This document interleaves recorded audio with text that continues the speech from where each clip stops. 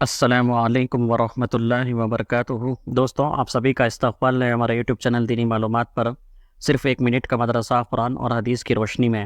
بسم اللہ الرحمن الرحیم، نحمدہ ونصلی علی رسولہ الکریم۔ ترجمہ نماز۔ من عندک، اپنے پاس سے، فاغفر لی مغفرۃ من عندک کے معنی ہوئے بس اپنی خاص بخشش سے مجھ کو بخش دے۔ نمبر 2، ایک سنت کے بارے میں کل وضو کی یہ سنتیں بیان ہوئی۔ نمبر 1، ہر عضو کو 3 بار دھونا۔ نمبر 2، چہرہ دھوتے وقت داڑھی کا خلال کرنا۔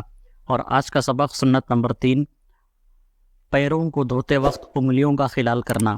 نمبر 3، ایک کبیرہ گناہ کے بارے میں۔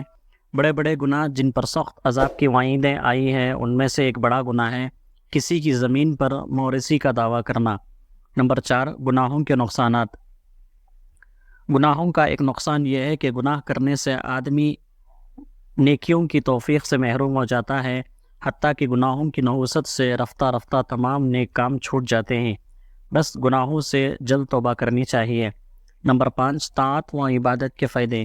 نیکی و طاعت سے دنیا کا ایک فائدہ یہ ہے کہ مالی نقصان کی تلافی ہو جاتی ہے اور اس کا نعم البدل مل جاتا ہے، یعنی اس نقصان کے بدلے میں کوئی اس سے بھی اچھی چیز مل جاتی ہے۔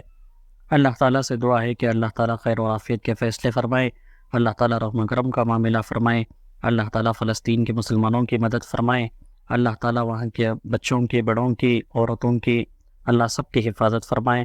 جو لوگ شہید ہو گئے ہیں اللہ تعالیٰ ان کی شہادت کو قبول کرے، اللہ انہیں ان کے درجات کو بلند فرمائے، اللہ تعالیٰ ایمان پر ثابت قدمی نصیب فرمائے، اللہ تعالیٰ ہمارا خاتمہ ایمان پر فرمائے، آمین۔ وآخر دعوانا ان الحمد للہ رب العالمین۔